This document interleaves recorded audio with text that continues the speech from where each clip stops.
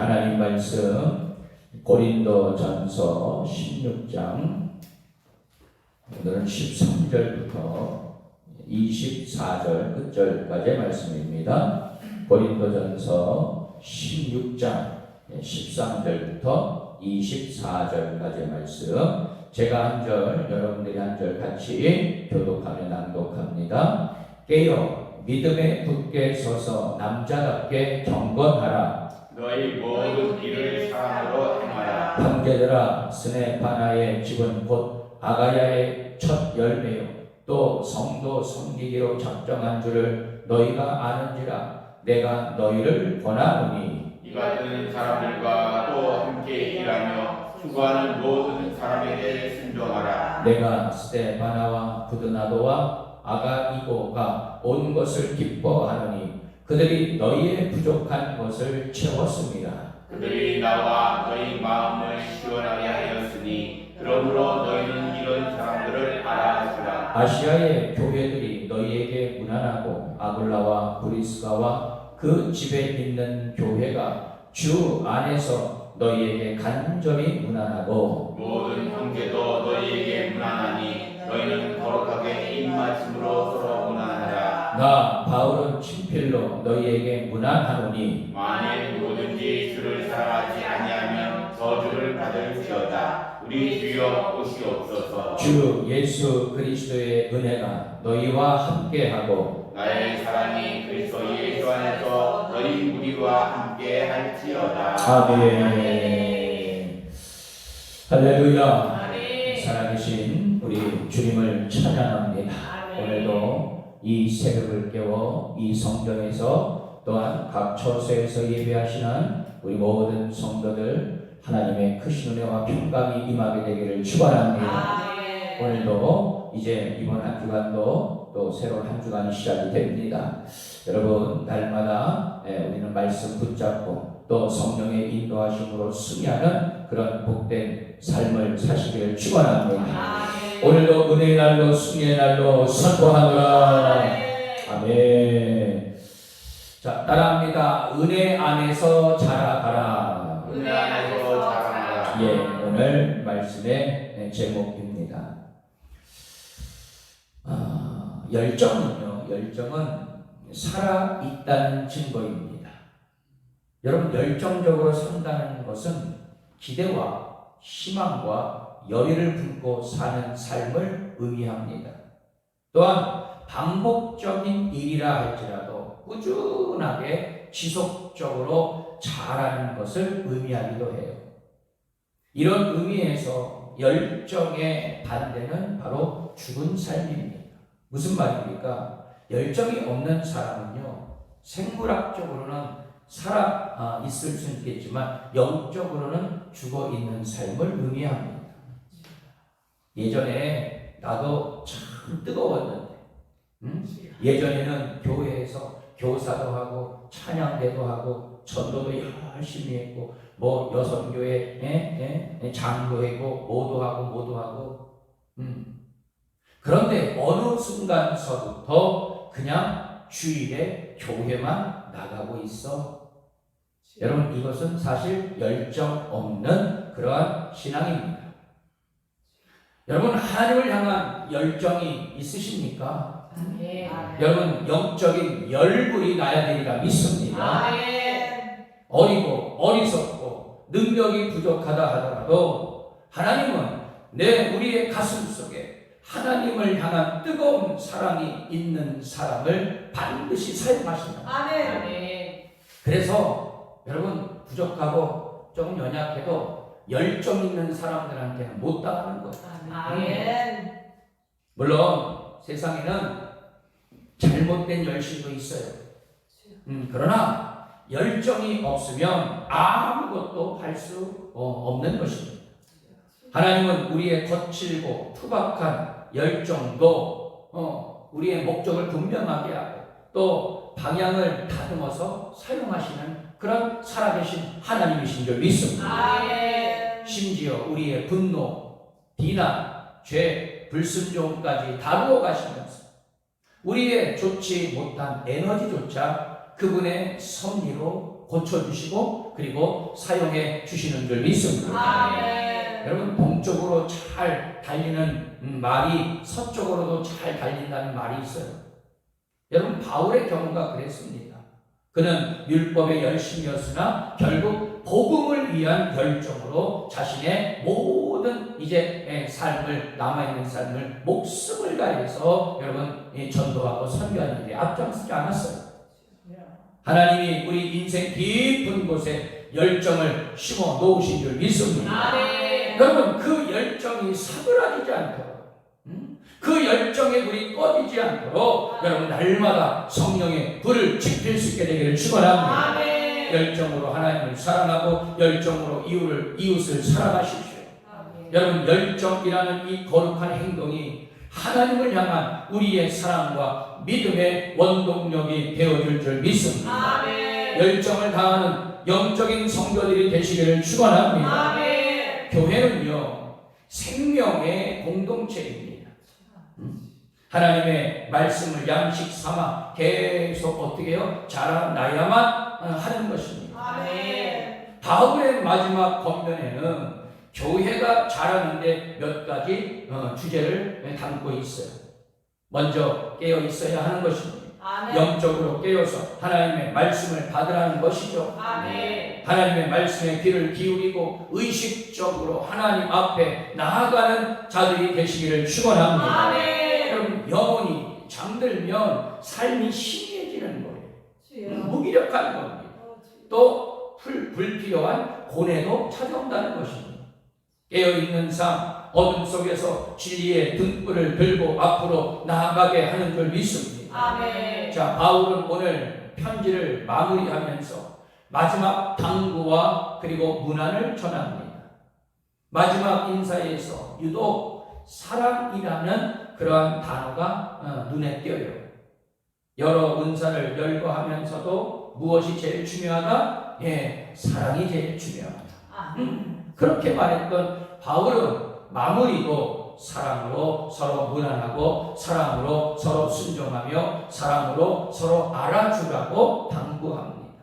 특히 은혜 안에서 자라나기를 간절히 부탁하며 영적인 깨달음을 던져주고 있는데, 자 그럼 은혜 안에서 자라나기 위해서 자 첫 번째로 저를 따라하겠습니다. 굳건하게 사랑으로 행해야 됩니다. 사랑으로 행해야 합니다. 할렐루야. 아멘. 자 우리 13절 14절 말씀 다시 한번 읽습니다. 13절 14절 시작. 깨어 믿음에 굳게 서서 남자답게 경건하라. 너희 모든 일을 사랑으로 행하라. 아멘. 아멘. 바울은 이 고린도 전서를 통해서 수많은 이 고린도 교회의 문제들을 다뤘어요. 크고 작은 문제들에 대해 때로는 강한 어조로 명령하기도 하고 또 때로는 부드럽게 타이르듯이 권면도 했어요.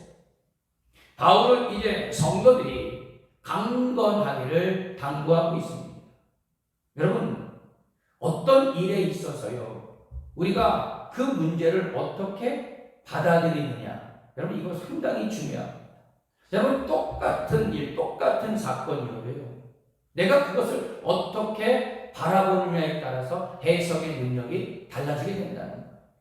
여러분 그러나 여러분 우리의 모든 일, 모든 사건 여러분 하나님의 관점으로 볼 수 있게 되기를 축원합니다. 아멘. 정말 이 일을 통해서 왜 나에게 이렇게 힘들고 어려운 고난을 주실까? 여러분 우리가 이렇게 생각하는 것이 아니라 어떤 일, 어떤 이 상황이 일어나게 됐을 때 이것을 통해서 하나님이 나에게 주시는 영적인 메시지는 무엇이냐?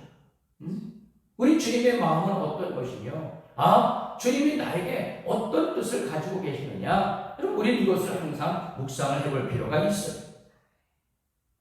어떤 문제에 우리가 휘둘리지 않도록 우리는 깨어 믿음에 굳게 서야 되는 줄 믿습니다. 아멘. 자, 그런데 굳건하고 강건하라는 이 당부와 함께 자, 14절 말씀을 보니까 뭐라고 기록이 되고 있냐? 모든 일을 사랑으로 해라. 아멘. 그렇게 강조하고 있어요. 여러분, 강건함과 사랑은 마치 서로 대조적인 것처럼 보이지만 엄밀히 따지면 이 두 가지가, 즉 강건함과 사랑이라는 이것이 이 균형과 조화를 이룰 때에 주님의 일이 완성된다는 것입니다. 예수 그리스도의 십자가는 공의와 사랑이 만난 지점이죠.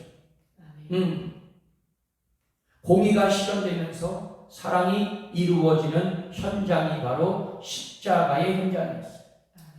마찬가지로 그리스도인들도 굳건한 믿음으로 행해야 하지만 여러분, 모든 사역, 모든 우리의 삶, 또 교회 안에서 많은 성도들과 함께 이 관계를 맺고 하는 것, 사랑의 마음으로 행하지 않으면 아무것도 아니라 모든 일에 여러분 두 가지 조화를 반드시 우리는 이루어야 될 줄 믿습니다. 여러분, 사랑은요 교회 존재의 이유이자 존재 방식이에요. 무슨 일을 행하든 사랑이 없으면 아무 의미가 없다는 것을 우리는 반드시 기억해야 되리라 믿습니다. 여러분 잘 아시다시피 고린도전서 13장 잘 아실 거예요. 여러분, 사도 바울은 이 사랑을 정의하지 않았습니까? 아무리 방언을 할지라도, 천사의 말을 할지라도, 믿음이 있을지라도, 구제하고 섬기고 심지어 자신의 몸을 불사르게 내어 줄지라도 사랑이 없으면 아무 유익이 없다. 따라서 사랑은 교회 사역의 원인이자 과정, 목적까지 포함되고 있다는 사실을 우리는 반드시 기억해야 되리라 믿습니다. 하나님은 많은 일을 원하시는 것이 아니라 여러분들 한 사람 한 사람이 정말 사랑으로 일하기를 원하십니다. 그리스도의 사랑이 우리를 강권한다는 고백이 있을 때에 교회는 교회로서의 사명을 능력 있게 감당할 수 있게 되는 줄 믿습니다. 굳건히 은혜 안에 서고 사랑으로 자라나게 하시기를 축원합니다. 자, 두 번째로 따라하겠습니다. 알아주고. 자, 더 크게요. 알아주고. 순종하고. 서로 섬겨야 합니다. 아멘. 자, 우리 15절부터 한번 읽겠습니다. 15절부터 17절까지 말씀 우리 다 같이 읽습니다. 시작. 스데바나의 집, 곧 아가야의 첫 열매요, 또 성도 섬기기로 작정한 줄을 너희가 아는지라. 내가 너희를 권하노니 이 같은 사람들과 또 함께 일하며 수고하는 모든 사람에게 순종하라. 내가 스데바나와 부두나와 아가이오가 온 것을 기뻐하노니 그들이 너희의 부족한 것을 채웠습니다. 아멘. 자, 15절 그리고 17절에 어떤 인물이 나오냐? 바로 스데바나가 나와요. 스데바나. 여러분, 이 스데바나는 추측하건대 고린도 교회의 지도자 그룹에 속했던 그런 사람으로 그렇게 보고 있습니다. 그리고 그와 함께 언급된 부드나고 또 아가이고, 여러분 고린도 성도였어요. 소위 말해서 교회에 아마도 중직들이 아니었을까. 자, 스데바나는 고린도가 속한 이 아가야 지역의 첫 번째 회신자였어요. 성도를 섬기기로 작정한 사람이었던 것이죠.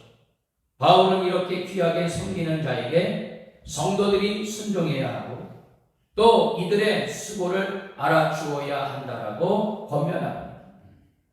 여러분, 사람은요 아니다 하지만 여러분 자신을 알아주지 않을 때 좀 섭섭한 것도 있어. 그죠? 목사님 아니에요. 저는 하나님만 알아주시면 되지. 아이고, 그런 말 하지 마요. 가만히 보면 있잖아. 사람들은 다 알아주기를 원해. 그잖아요. 누가 어떤 일을 하고 또 무슨 사역을 하고 또 어떤 것을 감당했을 때 정말 다른 사람들이 좀 알아주길 원합니다. 사실 그것이 인간의 본성이야. 그런데 오늘 사도 바울은요 대놓고 이들을 어떻게 알아주라. 얼마나 여러분 주의 사역을 잘 감당했는지 너희들도 이들을 좀 알아주라. 그렇게 당부했던 것입니다. 또 그들은 바울이 있는 에베소까지 찾아와 고린도 교회의 소식을 전해주어 바울의 마음을 시원하게도 해주었다. 여러분 이 고린도 교회 사도 바울이 개척한 교회 아니겠습니까? 그러니까 이 교회의 소식을 이제 알려주고 또 이런 문제점들을 가지고 사도 바울에게 가지고 왔으니 여러분 한편으로는 이 사도 바울이 이런 문제들 가운데 정말 일일이 하나하나 다 답변해주고 있지만 또 한편으로는 오히려 정말 이 고린도 교회의 소식을 알려준 이들에게 고마운 마음도 가지고 있었던 거예요. 온 마음을 다해 교회와 지도자를 섬기는 자들 이들을 너희들은 알아주라. 여러분 교회 안에서 정말 묵묵하게 일하는 성도들 정말 오직 주의 영광을 위해서 이름도 없이 빛도 없이 정말 아주 이름 없이 그렇게 소리 없이 일하는 성도들이 얼마나 많이 있습니까? 여러분 그들에게 필요한 것은 바로 무엇입니까? 격려예요. 성도들을 섬기는 자들을 귀히 여기고 이들의 수고를 알아주며 이들의 섬김에 함께 순종할 때에 교회 공동체는 더욱 견실해지게 될 것이다. 할렐루야. 수고를 알아주는 자들이 있으면 섬기는 자들은요 더욱 보람을 느끼죠. 그럴 때 그들의 섬김 더욱 깊어지고 풍성해지는 줄 믿습니다. 왜요? 섬김이 기쁨이 되기 때문이에요. 순종은 하나님의 말씀이 자신을 지배하도록 자신의 주도권을 내려놓는 삶이 진정한 순종입니다. 자신의 지혜보다 하나님의 말씀을 신뢰할 때 우리는 순종할 수 있는 거예요. 자신의 의의를 드러내고 자신이 뭐 이렇게 하니까 마치 뭐 대단한 것처럼 여러분 그렇게 내세울 때 반드시 교만에 빠져. 겸손할 수가 없어요. 특별히 말씀으로 섬기는 이들에게 우리는 순종해야 됩니다. 교회 장로님들 그리고 우리 속장님들 여러분들 영적인 질서를 잘 따라주시고 그리고 영적인 권위에 여러분들 날마다 중보하며 기도해 주시기를 축원합니다. 여러분 교회의 중직들 우리 장로님들을 비롯해서 우리 교회 안에 여러 중직들 자신의 이익을 위한 것이 아니라 오직 하나님의 나라 하나님의 영광을 위해서 일하는 자들입니다. 여러분 그들에게 정말 영적인 권위에 순종하는 것 곧 하나님의 말씀에 순종하는 것과도 같은 거예요. 여러분 우리 선교대명교회는 정말 영적인 질서가 아름답게 세워져 가기를 축원합니다. 또한 순종 못지않게 중요한 것이 있는데 그게 뭡니까? 헌신입니다. 헌신. 고린도 교회의 일꾼들인 스데바나와 부드나도와 아가이도 바울의 부재로 인해 채워지지 못했던 부분들을 아마 그들이 채워왔을 거예요. 그로 인해 바울과 고린도 교회의 성도들의 마음을 너희들이 시원하게 했나? 여러분 시원함은 만족함이죠. 여러분 명징이라는 말이 있어요. 명징한 논리 이게 무슨 말이냐? 명확하고 명쾌한 논리라는 뜻입니다. 이런 것으로 성도들을 설득했다는 의미도 포함하고 있어요. 무슨 말입니까? 여기저기 우후죽순 불평과 원망들이 막 솟구치고 있을 때에 아마도 이들이 우리가 그러면 되겠느냐? 이 교회가 어떻게 세워진 교회예요? 우리가 정말 열심히 신앙생활하고 말씀과 기도로 거룩해져야 되지 않겠느냐 하면서 이들을 어떻게 해요? 잠재우지 않았느냐. 그러니까 사도 바울이 그것을 느끼고 알기 때문에 이들을 어떻게 해요? 권위에 잘 너희들이 순종하고 잘 섬겨라 이렇게 얘기했던 거예요. 그들의 헌신은 바울에게 기쁨이었고 그리고 고린도 교회에게는 위로와 힘이 되었던 것이죠. 교회 안에 순종과 헌신의 성도들이 많아질 때에 교회는 더욱 또 은혜 안에 자라나게 되리라 믿습니다. 아멘. 여러분 그런 은혜가 우리 선교 대명교회도 동일하게 임하게 되기를 축원합니다. 아멘. 자, 끝으로 저를 따라하겠습니다. 성도의 성도의 영적 교통이 영적 교통이 중요합니다. 중요합니다. 네, 성도의 영적인 교통이 중요하다. 자, 우리 19절, 20절 말씀 보죠. 자, 19절, 20절입니다. 다 같이 읽습니다. 시작. 아시아의 교회들이 너희에게 무난하고 아울라와 브리스가와 그 집에 있는 교회가 그 안에서 너희에게 간절히 무난하고 모든 형제도 너희에게 무난하니 너희는 거룩하게 입맞춤으로 서로 무난하라. 아멘. 아멘. 자, 바울은 이제 고린도 전서의 편지를 마무리를 하면서 문안을 나누고 있습니다. 평강을 나눈 것이죠.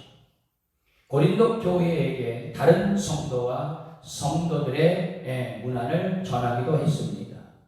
다른 교회들도 고린도 교회를 생각하며 함께 중보하고 동역하고 있음을 전함으로써 교회와 교회를 연결하는 사역도 담당했던 것이죠.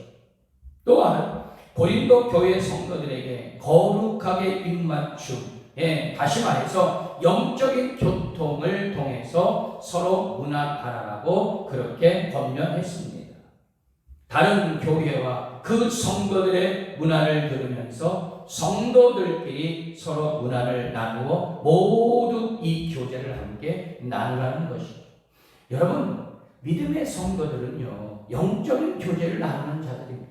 아멘. 여러분, 세상 친구들하고는요, 여러분, 엄연히 달라. 아멘.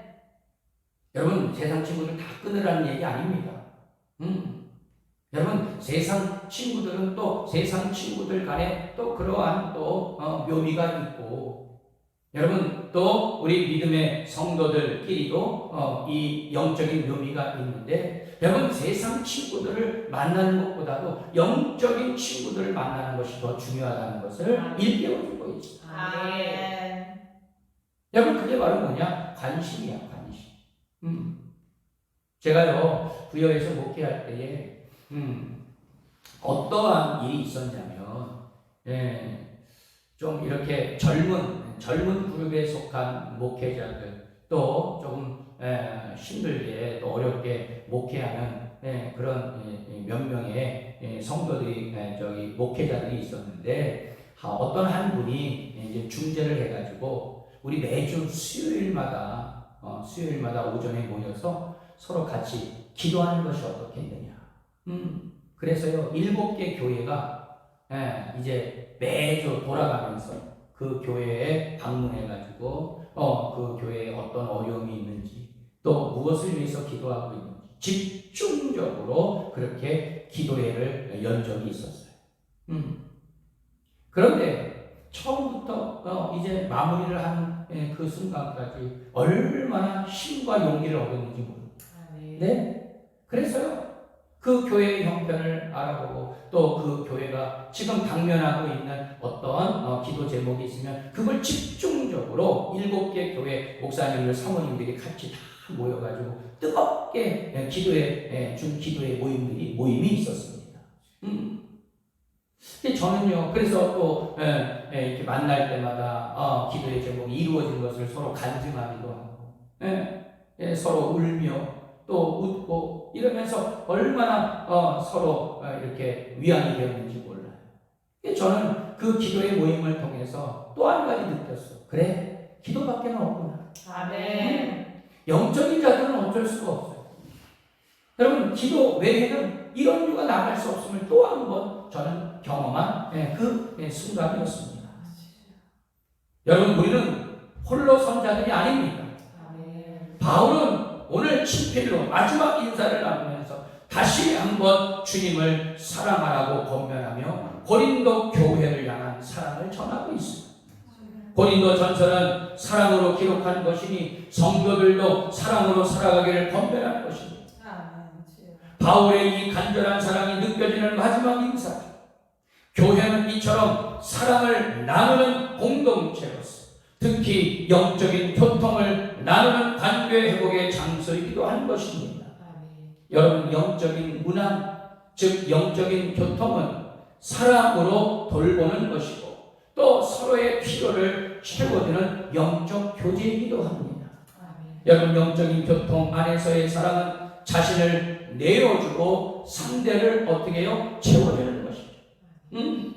우리가 주님의 제자가 되기를 원한다면 자신을 부인하고 날마다 자신의 십자가를 지고 주님을 따라가는 자들이 되어야 하리라 믿습니다. 아멘. 여러분, 주님을 사랑한다면 끊임없이 주님 닮기를 갈망하며 그분의 삶을 쫓을 때에 진정한 제자로서 그리고 진정한 그리스도인으로서 자라나게 된다는 것입니다. 아멘. 또한 영적인 교통 가운데 축복을 해야 되는 것입니다. 우리는 자나깨나 누구를 만나든지 여러분 정말 주님의 은혜와 사랑을 전하는 그러한 전달자가 되어야 된다. 아멘.